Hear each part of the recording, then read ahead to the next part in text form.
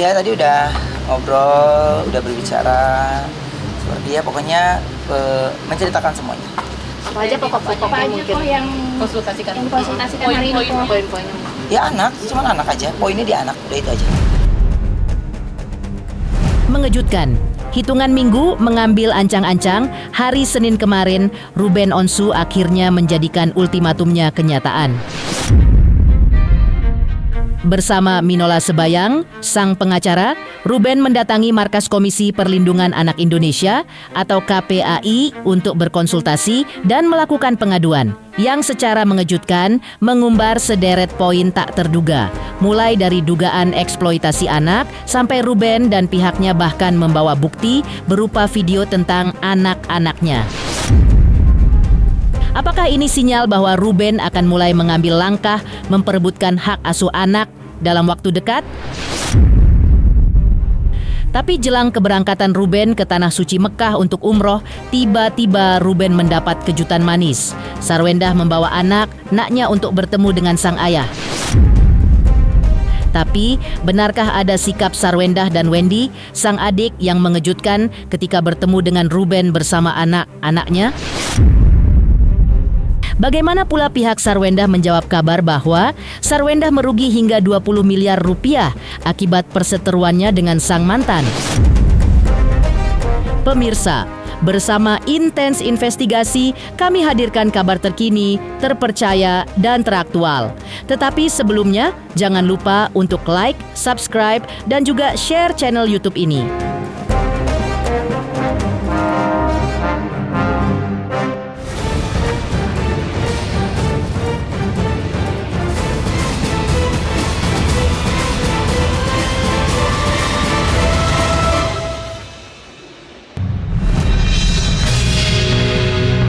Pemirsa Intens Investigasi, mengejutkan dan ini fakta yang terjadi. Setelah Ruben Onsu geram mengunggah video putrinya terlibat siaran live hingga mengutas ultimatum akan mengejar sampai kapanpun jika itu tentang masalah anak lewat akun sosmednya. Hanya hitungan hari, Ruben pun mewujudkan ultimatum tersebut. Hari Senin kemarin, bersama Minola Sebayang, sang pengacara, Ruben mendatangi Markas Komisi Perlindungan Anak Indonesia atau KPAI dan mengejutkan. Setelah masuk kantor KPAI bersama sang pengacara, Ruben keluar dengan wajah sersan, alias serius tapi santai, sambil mengatakan, "Tadi udah ngobrol, udah berbicara. Ya pokoknya menceritakan semuanya. Ya anak soal anak aja. Poinnya di anak, udah itu aja." Ya tadi udah ngobrol, udah berbicara seperti ya pokoknya menceritakan semuanya. Apa aja pokok-pokoknya mungkin yang konsultasikan hari ini kok? poin-poinnya. Ya anak, cuma anak aja. Poinnya di anak, udah itu aja. Teman-teman maaf nih ya, gue harus live lagi ya di situ. Titik apa yang membuat Ya mudah-mudahan semua berjalan dengan baik ya. Makasih. Aku live. Kedatangan Ruben ke markas KPAI pun bukan tanpa persiapan. Minola Sebayang, sang pengacara, menjelaskan datang ke kantor KPAI bukan cuma untuk berkonsultasi, tapi juga melakukan pengaduan serius. Pasalnya, Ruben membawa sederet poin, seperti dugaan eksploitasi anak hingga percobaan untuk mendoktrin anak dalam pengaduannya ke kantor KPAI kemarin. Tak main-main, pihak Ruben membawa sejumlah bukti hingga rekaman video yang sontak saja menjulangkan tanya, mungkinkah Ruben menyerahkan segepok bukti yang bisa merugikan sang mantan ke KPAI? Si perlindungan anak tentu yang kita bahas tentang anak ya. Jadi semua hal-hal yang berkaitan dengan masalah anak, apa yang menjadi hak anak, apa yang menjadi pelanggaran terhadap hak anak, itu yang kami sampaikan.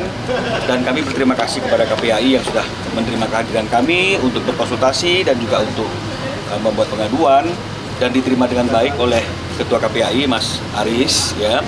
Beliau jadi juga sudah diberikan masukan-masukan, diberikan arahan-arahan kira-kira bagaimana supaya proses ini bisa berjalan dengan baik sesuai dengan aturan, dan yang paling diutamakan dalam penyelesaian proses ini adalah segala sesuatunya demi kepentingan anak. Jadi jangan sampai anak itu dijadikan objek, jangan sampai anak itu dieksploitasi, jangan sampai anak itu tidak memiliki tumbuh kembang yang baik. Dan tadi kami memperlihatkan beberapa video dan bukti terkait dengan masalah dugaan yang tadi saya katakan tadi itu. Mencoba untuk mendoktrin anak-anak supaya artinya itu salah satunya supaya tidak mau berkumpul dengan ayahnya atau mungkin ada ketakutan-ketakutan hal yang lain. Nanti mungkin tinggal didalami dan diperiksa ya bagaimana kebenarannya. Nah, itu untuk melakukan hal-hal yang seperti itu yang harusnya ini mendapatkan persetujuan bukan hanya daripada ibunya tapi juga dari ayahnya. Karena seorang anak pasti lahir dari seorang ibu dan juga memiliki seorang ayah. Ini yang tidak pernah terjadi karena seperti yang tadi kami sampaikan, Ruben ini tidak pernah dilibatkan berkaitan dengan masalah hal apapun, tidak pernah didiskusikan terkait dengan masalah hal apapun jika itu berkaitan dengan masalah anak. Tak cukup hanya itu saja, pihak Ruben pun menunjukkan akta kesepakatan pasca cerai antara Ruben dan Sarwendah, yang pada akta nomor ke-39 mengatur tentang hak Ruben untuk bisa menghabiskan waktu bersama anak-anaknya selama 2 atau 3 hari dalam 1 minggu, yang menurut Ruben tak pernah dipatuhi oleh sang mantan. Sehingga memicu api konflik antara Ruben dan Sarwendah yang hingga kini bahkan merembet heboh menarik perhatian publik hingga netizen. Tadi saya tunjukkan kepada Pak Ketua KPAI bahwa memang ada kesepakatan, boleh di zoom? Ditegakin nih. Ya, ini ya, 2-3 hari, 2-3 hari dalam 1 minggu berkumpul. Ya, tinggal bersama dan waktunya diatur oleh kesepakatan para pihak. Jadi ini yang tidak terrealisasi. Jadi ini yang selalu kami tagih. Tapi selalu yang muncul hal yang lain. Yang muncul masalah debt collector, yang muncul mengenai masalah rumah, yang muncul mengenai masalah ambil parfum. Ini tidak tersentuh sama sekali hak yang 2-3 hari itu. Tak pelak, tanda tanya pun mencuat. Dengan mendatangi kantor KPAI, apakah ini sinyal jika Ruben mulai menabuh gendering perang untuk memperebutkan hak asuh anak dengan sang mantan? Entahlah. Yang jelas, Ketua KPAI menegaskan bahwa pengaduan Ruben dan pihaknya sudah diterima. Maka KPAI pun berjanji untuk memproses pengaduan Ruben tersebut dengan asas penting, yaitu mengedepankan kepentingan anak-anak. Hari ini Mas Ruben dan kuasa hukum ya itu menyampaikan pengaduan kepada KPAI, dan kita punya SOP, punya mekanisme bagaimana kemudian memproses aduan itu. Dan kami berpesan bahwa bagaimana kemudian semua pihak tetap kemudian menjunjung tinggi prinsip-prinsip dasar di dalam pemenuhan hak dan perlindungan anak. Bagaimana kemudian dalam konflik keluarga, dalam konflik pengasuhan dan lain sebagainya, anak kemudian tidak boleh menjadi korban. Karena prinsipnya adalah di dalam Undang-Undang Pelurahan disebutkan prinsip-prinsip dasar pelindungan anak tetap harus kemudian dalam situasi apapun hak hidup anak tetap harus dijaga. Di hari yang sama, pasca Ruben Onsu mengadu ke markas KPAI, tiba-tiba Sarwendah muncul membawa kedua anaknya untuk bertemu dengan Ruben. Benarkah Sarwendah takut hingga yang sebelumnya alot, kini bahkan mengantarkan anak-anaknya bertemu dengan Ruben dengan tangannya sendiri? Halo, saya Denny Darto yang mengucapkan selamat untuk Intens Investigasi yang road to 4 juta subscribers, luar biasa, dan ini semua berkat dukungan kalian yang terus menyaksikan dan setia untuk menonton Intens Investigasi dan tayangan saya di kanal ini. Terus saksikan Intens Investigasi di 5 juta, 6 juta, 7 juta subscribers dan seterusnya. Terima kasih, sampai jumpa.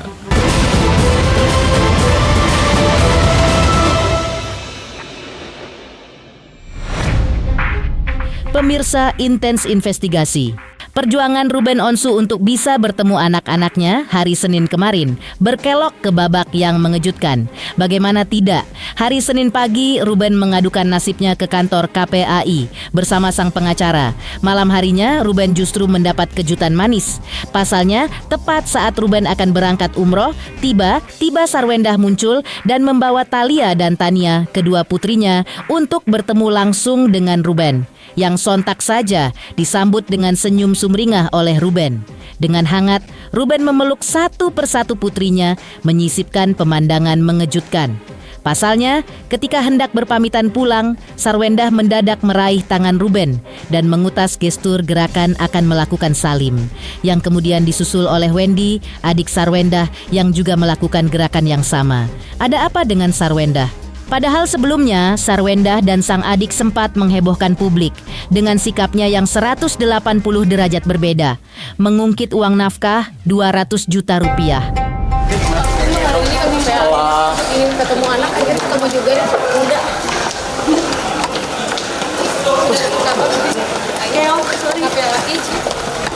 Tadi mungkin gitu dong, kan ada anak-anak nanya ini jangan yang aneh-aneh ya. Tadi mungkin dari raut kebagian kedua anak-anak juga pertemuannya seperti apa Jangan nanya yang aneh-aneh, ada anak-anak, please. Ada rasa Tolong yuk. Udah sini ya. Thank you dong, Ayu, jangan kayak gitu ya, maaf ya. Ci, akhirnya terbuka juga untuk silaturahmi. Maaf. Ci katanya 1 bulan nggak pulang di kampus, Ci. Masih kuliah nggak ya, Ci? Ci, selain kerugian itu ada kerugian kita nggak sih, Ci? Oh, satu-satu. Tadi sempat please. Ada anak-anak yang maaf. Tadi sempat memberikan oleh-oleh kepada Terima kasih ya semuanya. Kalian kita ini jangan jatuh ya. Ini ketemu bapaknya. Jangan jatuh ya. Ci, baik-baik, terus kalian, Ci. Nonton jalur hukum, Ci.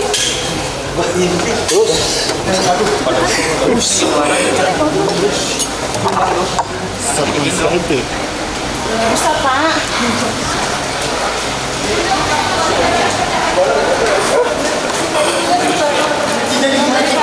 Kepada si tadi seperti apa nih Talia ketemu ayah? Bahagia juga ini. Yang sontak saja menjulangkan tanya. Setelah 2 minggu menghilang, bahkan tak lagi melakukan siaran live di sosmed, mengapa kini tiba-tiba Sarwendah muncul dengan sikap yang berubah pasca Ruben mengadu ke kantor KPAI? Entahlah, yang jelas bisa bertemu dengan anak-anaknya sebelum berangkat ke Tanah Suci Mekah untuk melakukan ibadah umroh menjadi kebahagiaan tersendiri bagi Ruben. Meskipun Ruben merasa masih kurang bisa intimate alias lebih akrab bersama kedua putrinya. Kan ini dalam situasi yang ramai gitu, jadi kan intimate juga belum, tapi alhamdulillah tetap disyukuri gitu. Akhirnya rasa bertemu dengan anak. Jangan usah terlalu dalam, udah itu dijawab di titik gitu. Apalagi tadi juga dikasih oleh-oleh juga ya? Iya, dikasih ya seneng, alhamdulillah aku bilang terima kasih gitu. Dan terus ya pokoknya saya cuman serahkan semuanya yang saya lewati ini ya lewat dalam doa gitu. Bagaimana kita nggak ada yang pernah tahu setelah ini kita ke depannya bagaimana gitu. Ya pokoknya kalau Allah udah atur, udah semuanya udah, itu udah pasti jalan yang terbaik. Ya semua orang tua saya yakin pasti nggak hanya di sana, tapi ketika lagi ya sholat ya pasti ada nama anak dalam doa kita gitu. Ya mudah-mudahan kita juga ya khususnya saya lagi banyak belajar juga kan ya gitu. Jadi ya mudah-mudahan apa yang saya sampaikan itu semuanya hal-hal yang baik untuk anak-anak saya gitu. Ya. Lantas, bagaimana pula pihak Sarwendah menjawab kabar tentang Sarwendah yang konon merugi sampai 20 miliar rupiah?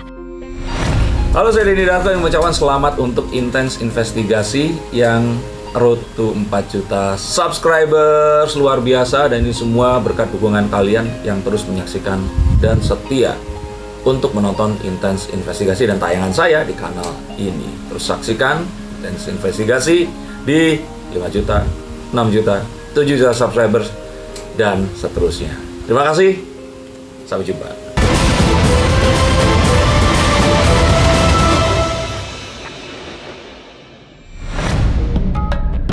Sikap Sarwendah yang mendadak muncul dan mengajak anak-anaknya untuk bertemu Ruben Onsu pasca menutup diri dan menghilang dari sosmed tak pelak menggulirkan teka-teki.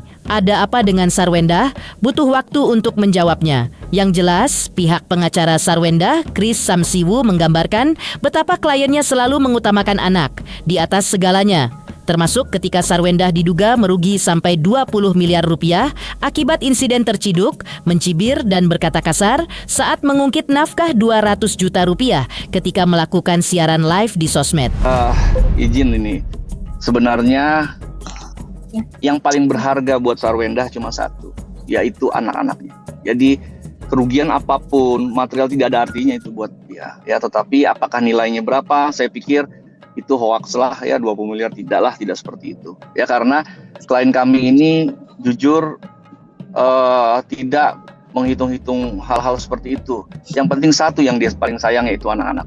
Ya, karena bayangin nih kawan-kawan, pada saat kita rapat penting aja ya, itu tidak bisa lagi dia tolak yang namanya anaknya nelfon, pasti diangkat sepenting apapun. Jadi itulah harta yang paling berharga buat Sarwendah, ya kan, bagaimana membuat anaknya tersenyum setiap hari, membahagiakan anaknya setiap hari. Jadi kalau dibilang ada informasi bahwa berapa ruginya, kerugian terhadap ini, saya pikir nggak ada lah ya, karena buat Sarwendah kerugian yang paling besar adalah itu. Tapi kalau harta itu bisa dicari lagi.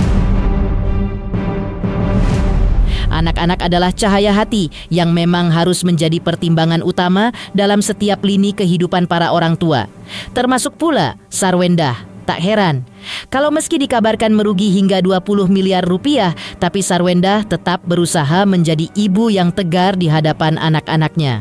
Cuman kalau untuk kerugian besar, saya pikir tidak seperti yang disampaikan lah. Ya, masih banyak juga kok yang bekerja sama dengan Sarwendah. Hanya yang sekarang terjadi mungkin semua ada beberapa yang menghold dulu supaya masalah ini beres. Jadi ada juga yang masih berjalan baik, nggak ada masalah.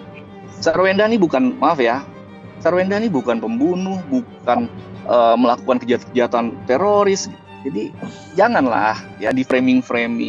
Kami memang sedang pelajari. Ada pihak-pihak yang coba framing terus menerus, tidak bisa melihat klien kami bahagia gitu. Tapi kami lagi pelajari. Kita tunggu saja nanti.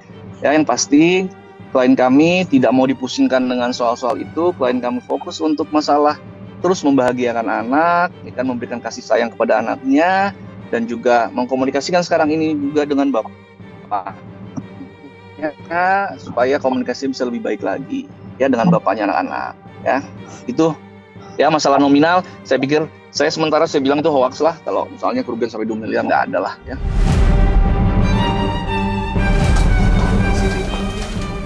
Demikian pemirsa, kabar terkini, terpercaya, dan teraktual yang kami hadirkan hari ini. Pemirsa Intens Investigasi, jangan lupa saksikan terus Intens Investigasi.